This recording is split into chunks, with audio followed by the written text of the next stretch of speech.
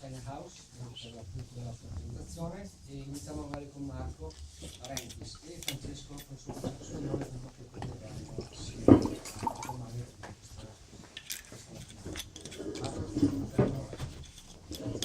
questa buongiorno. Mi permetto immediatamente di entrare in sintonia perché non siamo in quattro mani, quelle di Francesco santissime e le mie in maniera molto molto rappresentativa. Cioè io rappresento la sregolatezza e il genio mi avvarrò di Francesco, ma non solamente di Francesco, perché gradisco che oggi sia un gioco a più mani, perché i veri attori siete voi. Noi probabilmente cercheremo di dare una conduzione per tenervi nei binari, perché credo che sia impossibile andare a parlare di uno Stato, di una regione, di una produzione in quante ore vi date? Cioè deve essere che dobbiamo essere particolarmente stringati, quindi non finiremo mai. Perché quando dobbiamo cominciare a parlare di qualsiasi attività legata soprattutto al mondo enologico, quello che a noi tutti fa piacere pensare che dobbiamo entrare in sintonia su quello che deve essere il prodotto enologico, il vino o quant'altro, che tutto è un elemento socializzante. Voi sapete perfettamente che uno dei detti del Trentino diceva sempre: i vini sono muti, però fanno parlare, non straparlare, non in base alla quantità, ma soprattutto perché all'interno di un bicchiere di vino c'è una storia e noi dobbiamo essere capaci di leggere la storia che quel bicchiere di vino ci sta comunicando e si sforza di comunicare. Dobbiamo essere capaci noi di poter entrare in sintonia, quindi, ed è per questo motivo che vi solleciteremo, per poter entrare veramente in gioco reciproco, non solamente il mi piace o non mi piace, perché potrei magari delle volte irritarmi perché il mi piace diventerebbe ogni scarafone bella mamma sua, ma cercare di trovare il bando della matassa per capire l'appartenenza al territorio.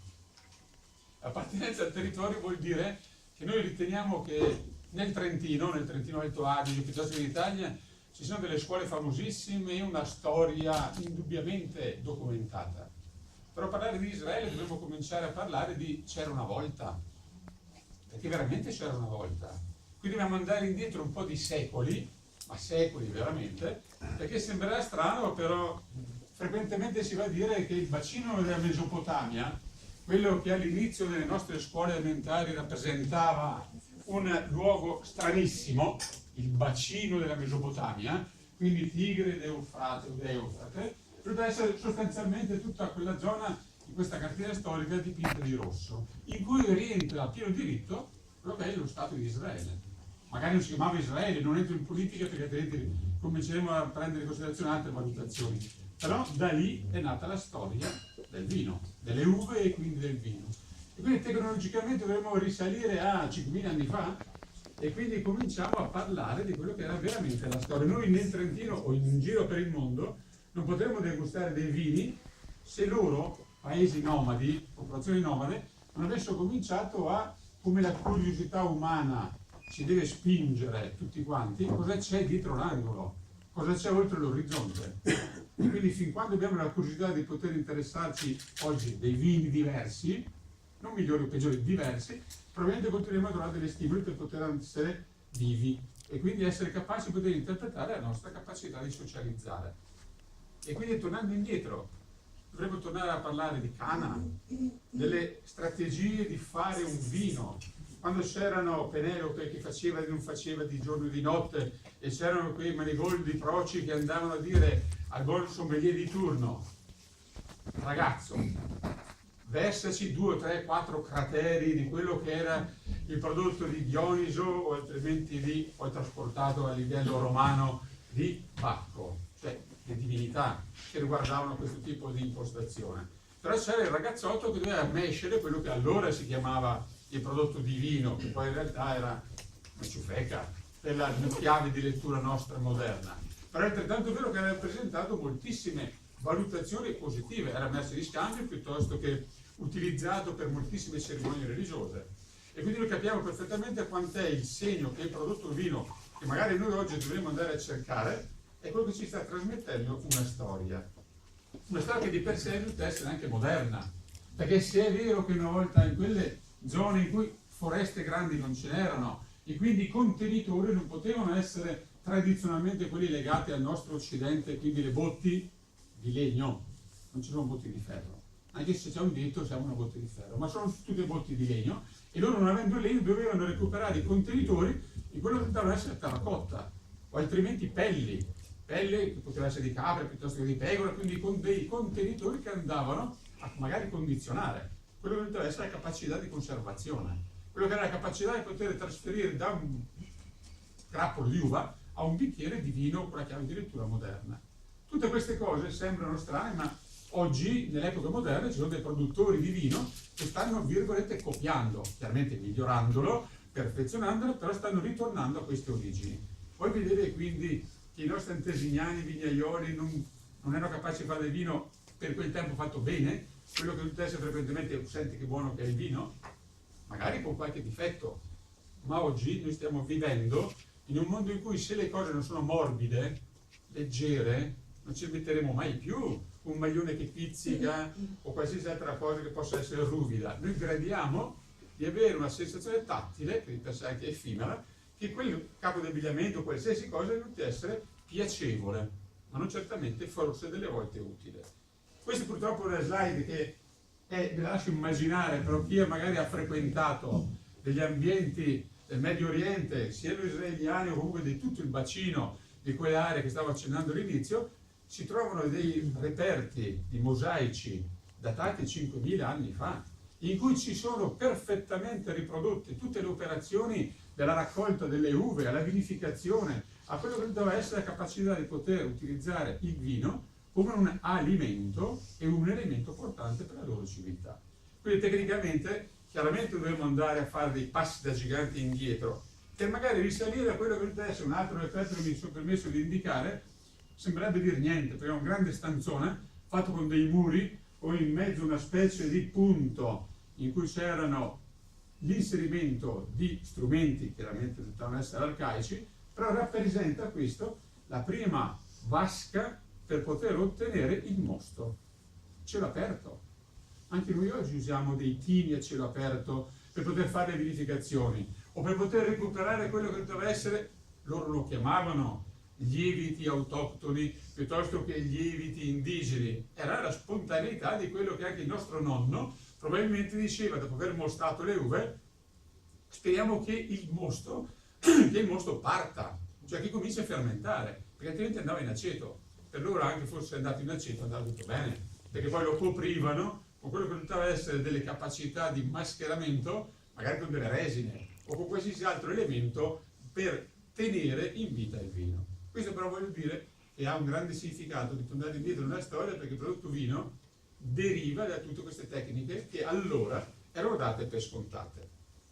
In realtà oggi, quando andiamo a leggere il prodotto vino, dovremmo fare una valutazione molto stringata per i 4 valori che hanno il significato per la produzione delle uve da cui poi si otterrà il vino. 4 simboli che sono immediati: il sole legato come caldo, l'atmosfera legata come clima, o altrimenti l'acqua come alimento, perché fin quando c'è acqua anche noi viviamo, e poi chiaramente le mani non sante solamente, anche se stiamo parlando di una terra santa, ma delle mani molto avvedute, molto esperte dell'uomo che lavora la terra. Quindi, piccola osservazione: dov'è Israele? Piuttosto che quali sono i territori di Israele, parte il turismo, parte quello che deve essere la conoscenza oggi purtroppo storica legata agli eventi che non sono sempre piacevoli, però ci deve rendere conto che Israele è un pochino più basso a livello di latitudine, però come conformazione più o meno è come l'Italia, è come la California, è come il Cile. Vuoi vedere che quindi, se cominciamo a fare dei paragoni geografici, cominciamo a rendere conto che volutamente c'è una similitudine fra questi stati con Israele.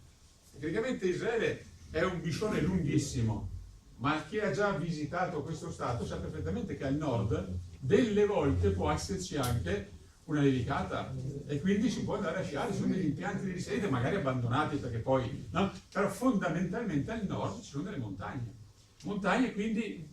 chiudendo gli occhi potremmo trasferirci dal Trentino a lì.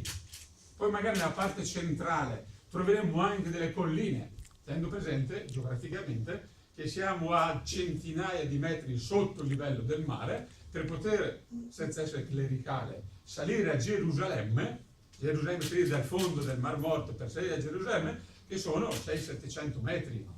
per noi 600-700 metri è Dos Trento piuttosto che qualsiasi colle vicino a Trento, cioè molto basso. Però per il dislivello vuol dire avere uno degli elementi fondamentali per la coltivazione delle uve, per arrivare alla parte meridionale che risulta essere decisamente desertica. Deserto, bisogna prendere in considerazione un aspetto molto importante, perché noi di popolazioni israeliane quanto conosciamo? Io mi sono permesso negli anni scorsi di lavorare con delle persone e si va a scoprire che gli israeliani sono gli attori principali della conduzione delle acque potabili e non, in campo agricolo soprattutto. I leader mondiali di quello che sono la captazione e conduzione sono gli israeliani, che poi siano di un kibbutz piuttosto che di un altro poco importa, per la loro capacità tecnologica, ingegneristica e soprattutto applicativa, che è riuscita a condizionare l'intero mondo. E quindi dobbiamo cominciare a risalire che effettivamente, a prescindere quale possa essere l'etnia, quale possa essere la collocazione geografica, politica, però gli israeliani sono decisamente capaci di fare delle cose che frequentemente non sono capaci di comunicare. E questo è il grande limite, ed è per questo che la curiosità da parte nostra deve essere l'area per poter affrontare quello che è la degustazione del vino, o comunque un'ulteriore capacità di poter dire: scusa, ma ente piuttosto che del turismo o altre cose, come si fa a conoscere di più questo popolo, questo paese che risulta essere decisamente importante? È chiaro che all'interno di tutte queste zone noi dovremo riuscire a capire che in relazione al territorio, alla morfologia e alla disposizione chiaramente delle condizioni ambientali possibili per la coltivazione delle uve, dobbiamo riconoscere sostanzialmente 5 zone specifiche. Parte migliore, quella decisamente più valutata, è la parte nord, che si chiami del Golan piuttosto che di Galilea, è uguale perché il Golan fa parte della Galilea. E a questo punto noi saremo più o meno vicini alle montagne, con delle forti escursioni termiche, giorno-notte, e quindi vuol dire avere delle capacità di poter sfruttare l'insolazione incredibilmente importante, perché siamo alle altitudini basse, però è altrettanto vero che con questi sbalzi riusciamo ad ottenere e mantenere la freschezza, perché non solamente legata all'acidità, ma anche il mantenimento dei profumi. E da qui allora nasce il discorso che un tramino aromatico, che fondamentalmente è un vino da mezza montagna piuttosto che da ambienti freddi, lì può tranquillamente trovare una collocazione ideale, e non solamente il tramino aromatico. Nella parte centrale, in Samaria, anche lì abbiamo delle colline e montagne che al massimo arrivano a 1000-1200 metri, non è che andiamo chissà a arrampicare, però è altrettanto vero che pensando che c'è sempre la forra, si fa per dire, il sottomare del Mar Morto, vuol dire che ci sono degli sbalzi veramente incredibilmente importanti. Lì trovare la nebbia, noi dovremmo andare a Milano, una volta si diceva che c'era la nebbia, ma lì la nebbia c'è la mattina, perché c'è effettivamente questa umidità che si va a concentrare, sappiamo perfettamente che l'umidità porta acqua, porta sostanzialmente capacità di poter condizionare il territorio, e tutti questi territori sono di origine sconvolgimento vulcanico, quindi vuol dire che sono territori particolarmente ricchi di fertile situazione, terreni fertili, senza, ripeto, essere clericali anche se domenica, però ci fu qualcuno che arrivando in quelle zone disse: vi sto dando il mondo fertile, sostanzialmente si approcciava verso delle condizioni in cui la possibilità di piantare qualsiasi cosa poteva dare dei risultati. Vuoi vedere che magari quello che era aver sbarcato dall'arca piantò un ramoscello piuttosto che oggi chiamiamo un clone, piuttosto che una barbatella, e cominciò a fare la prima produzione di vino. Un antesignano dei vignaioli magari si chiamava Noè, e quindi rendiamoci conto di quanto poteva essere veramente interessata a questa coltivazione. Per passare nella parte centrale però verso ovest, quindi siamo verso il mare, quindi tecnicamente è vero che non è una grande zona vocata, però giustamente hanno anche loro il diritto di mettere in territori che subiscono l'influenza del mare, e quindi con umidità, ma soprattutto con una presenza di salinità incredibilmente elevata. Quindi la zona del Samson. Quella che deve essere la più curiosa per la chiave di lettura moderna è quella del deserto del Negev, che deve essere, indipendentemente dalla collocazione, però è un'oasi.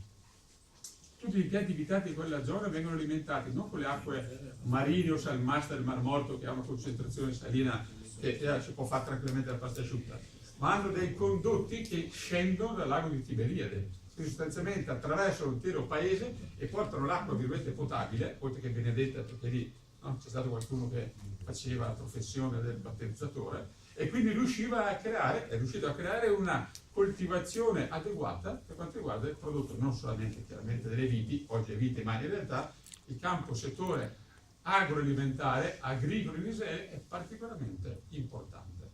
Tutti i piccoli frutti, tutti i frutti che chiaramente possono essere allineati in quelle temperature devono essere di loro dominio. Per riassumere in maniera molto banale, anche perché andremo a degustare alcuni vini di queste zone diverse, la Galilea, 1400 ettari, stiamo parlando di piccole estensioni, in totale avremo 4000 ettari, quindi tecnicamente, tanto per dare una dimensione del Trentino, sono circa 10.000 ettari, lì sono 4.000 ettari in uno stato intero, quindi è proporzione decisamente inferiore. Lì mediamente era un consumo pro capite di 7 litri a testa all'anno. Quanto ne beviamo noi? 7 litri vuol dire 7 bottiglie. Quante ne beviamo noi in un anno? Cioè della serie proporzioni. Però è altrettanto vero che loro utilizzano frequentemente, per tradizione chiaramente, il vino anche per bere. Però lì, se dovessero bere perché hanno sete, sarebbero tutti i giorni ubriachi, frequentemente per scopi religiosi. Quindi anche di appartenenza a determinati tipi di popolazioni o determinate capacità di poter interpretare un credo, una religione particolare. È chiaro che all'interno di queste zone la Galilea la fa per prima assoluta come caratterizzazione delle viti e quindi di conseguenza anche del vino, e poi a scalare le altre, riassunto in maniera tale da focalizzare quello che deve essere le tipicità di questi prodotti, di queste zone. C'è un piccolo aspetto però che mi sta giusto e doveroso far rimarcare. Prima diceva giustamente che Israele è nato ieri l'altro politicamente, però 5.000 anni fa esisteva. E quindi chi fu la capacità di poter dire in questo territorio riusciamo a piantare delle viti che possono rappresentare qualche cosa che non sia solamente uva da tavola ma uva da vino. Il classico navigatore o pazzerello pieno di denaro che venne dalla Francia, un barone magari che si chiamava magari De Rothschild, che pensò bene di non sapere dove mettere frequentemente i denari e quindi cominciò a interessarsi di queste zone. Quindi stiamo parlando del 1800. Nel 1800 cominciò fisicamente quello che poteva essere la nuova Rinascimento, uno dei rinascimenti della viticoltura di Israele. Ricordiamoci che quelle zone, quelle popolazioni, fino al giorno prima, in maniera metaforica, c'era un'altra dominazione che obbligò tutti di togliere totalmente le viti. L'altro credo, noi abbiamo la fortuna di appartenere in ogni maniera ad un credo che ci consente, anzi ci facilita il poter bere bevande alcoliche, ma fino al giorno prima del 1800 dissero qui vino, niente, qui uva, niente, e vennero totalmente distrutti quelli che erano impianti vitati. Da lì è nato anche la ricerca del QQL, cioè dell'ente che regola queste ricerche, attraverso il quale ieri all'Expo di Milano, però ieri l'altro qui da noi, hanno presentato il vino bianco ottenuto dalla ricerca del DNA e quindi risalire a un presunto vino del re David. Perché effettivamente prima dell'Islam c'era effettivamente la coltivazione, poi l'Islam distrusse e dopo nel 1800 ritornò questo barone Rothschild, che chiaramente in Francia anche oggi significa moltissimo, e cominciò a introdurre la nuova coltivazione delle viti per ottenere dei vini. Siamo al 1800. Però poi nel 1900 ci fu anche un altro pazzerello, anche lì californiano, piccolo riferimento, strano da meditare, perché i francesi piuttosto che gli americani, ma non solamente in Israele, ma in giro per il mondo, sono stati capaci di poter portare la conoscenza della cultura, e loro erano curiosi, perché se non fossero stati curiosi, magari anche denarosi, però curiosi per poter andare a verificare nuovi mondi. Il nuovo mondo è il mondo che abbiamo fuori dal nostro orizzonte quotidiano, quindi la motivazione per cui oggi la degustazione dei vini venne fatta in maniera adeguata.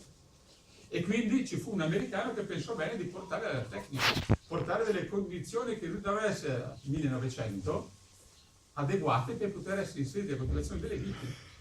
Ma se passiamo ulteriori 1980, il vero risorgimento del campo enologico di Israele cominciò a vedere anche artefici italiani, mica tanto italiani, trentini, mica tanto trentino, Aldeneri, mica tanto Aldeneri, lui. Cioè attraverso un progetto che si chiama Carmisan, che lui